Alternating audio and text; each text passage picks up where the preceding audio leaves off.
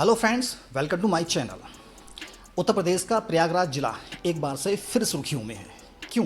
क्योंकि प्रयागराज में the Kerala story जैसा मामला सामने आया है। यहाँ के फूलपुर की एक नाबालिग दलित लड़की को केरल ले जाकर आतंकवादी बनाने की पूरी तैयारी थी। फूलपुर की जिस दलित लड़की को केरल ले जाकर उसका धर्म कन्वर्ट किया गया, उसको उर्दू और मुस्लिम रिवायतों की ट्रेनिंग देकर सऊदी के शेख के पास भेजने की पूरी तैयारी थी लड़की के मुताबिक। इसके बदले केरल के उस ट्रेनिंग सेंटर को जितने भी लोग चलाने वाले थे उन्हें लाखों रुपए मिलने थे और वो आए दिन लड़कियों के साथ ऐसा करते थे। मुस्कान को वर्क वीज़ा, पीड़ित लड़की का नाम मुस्कान को वर्क वीज़ा पर सऊदी भेजने की तैयारी थी। मुस्कान ने जांच एजेंसियों को बताया कि ट्रेनिंग सेंटर पर इस वीज़े को खद्दामा वीज़ा कहा जाता था। सऊदी में मुस्कान को शेख की खिदमत कैसे करनी है, किस तरीके की करनी है, ये पूरी ट्रेनिंग उसे पहले से ही बता दी गई थी। ये पता चलने से पहले ही इत्तेफाक की बात है कि मुस्कान को जिस दिन ये बात पता चली उससे पहले ही वो हॉस्टल से भागने में सफल हो गई। केरल पुलिस की मदद से उसे प्रयागराज लाया गया। एटीएस और प्रयागराज विजिलेंस टीम ने पीड़ित लड़की मुस्कान से करीब 5 घंटे तक पूछताछ की। अब प्रयागराज पुलिस केरल में एक्टिव इस गैंग के काम करने के तौर तरीकों को ट्रेस कर रही है।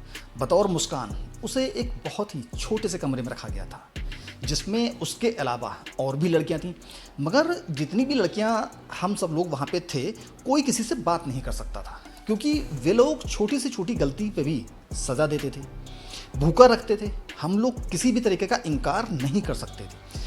वो जब कहते कि उर्दू सीखो तो हम लोग मौलाना के सामने बैठकर शब्दों को दोहराते रहते। उधर मौलाना कहते कि बिना हिजाब डाले कोई बच्चा सामने नहीं आएगा। वहाँ हर चीज़ बताई और सिखाई जाती जो हर मुस्लिम के लिए ज़रूरी होती है। एक दिन मेरे कमरे के बाहर खड़े करीब 3-4 लोग आपस में बातें कर रहे थे कि इस लड़की को सऊदी भेजना है, ट्रेनिंग में किसी भी तरीके की कोई कमी न रह जाए वरना बहुत नुकसान होगा। मैं उस दिन समझ गई कि अगर मैं यहाँ से नहीं निकल पाई तो मुझे कभी भी कोई भी नहीं ढूंढ पाएगा। फिर 14 मई को मुझे जिस छोटे कमरे में रखा जाता था उसके बगल के कमरे में मुझे एक मोबाइल मिल गया। इससे मैंने फूलपुर में अपनी माँ को कॉल किया। उन्होंने अपनी लोकेशन दी और कहा कि दोबारा इस नंबर पर कॉल ना करें वरना ये लोग मुझे जान से मार डालेंगे। अब द केरल स्टोरी में एक ख़ास किरदार सामने आया है। मुस्कान जो कि पीड़ित लड़की थी, उसके मुताबिक केरल में मोहम्मद ताज उर्फ ताजुद्दीन से मिलवाया गया।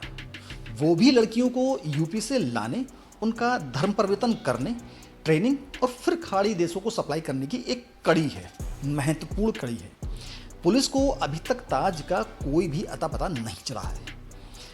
परवीन, पीड़ित लड़की की सहेली, और कैफ ने इन दोनों ने पुलिस कस्टडी में कहा कि ताज ज़्यादातर केरल में ही रहता है और कभी कभार प्रयागराज आता है।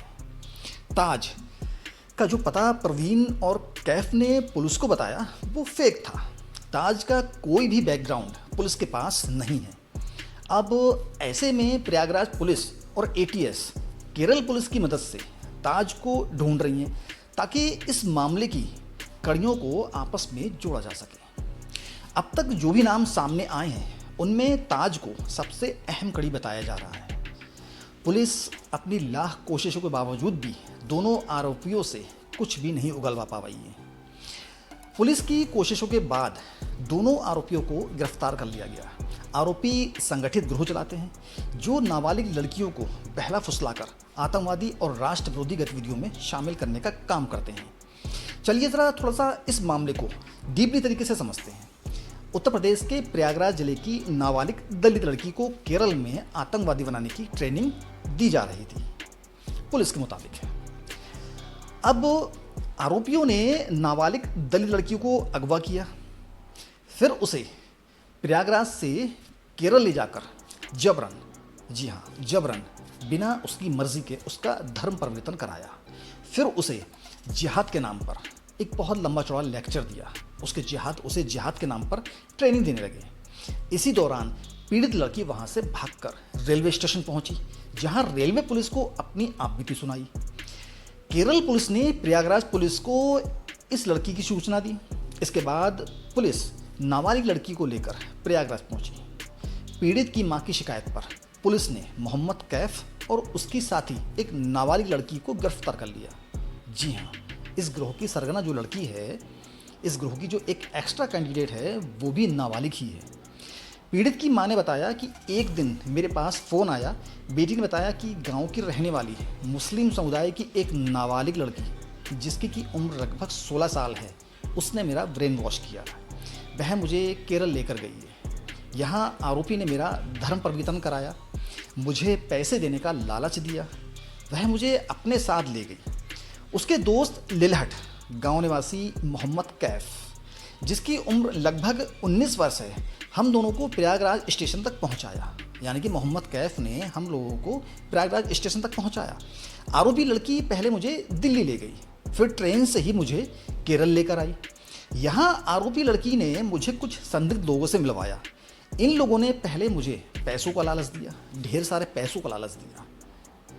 फिर मेरा जबरन धर्म परिवर्तन कराया और जिहाद के लिए दबाव बनाया। एक दिन मैं मौका पाकर वहाँ से भागकर रेलवे स्टेशन पहुँची। वहाँ पुलिस को अपनी आप बीती बताई। केरल पुलिस ने मेरे परिवार वालों को और पुलिस को सूचना दी। इसके बाद मुझे केरल में चाइल्ड वेलफेयर कमेटी के सुपुर्द कर दिया गया। इसके बाद फूलपुर पुलिस पहुंची और मुझे घर लेकर आई। हिंदुस्तान की सभी बेटियों और बहनों से मेरी बस यही गुजारिश है कि हमेशा अपने माँ बाप की बात मानें और कभी भी किसी तरह के लालच में ना आए और अपना हमेशा ख्याल रखें। मुझे दीजिए इजाज़त। जय हिंद।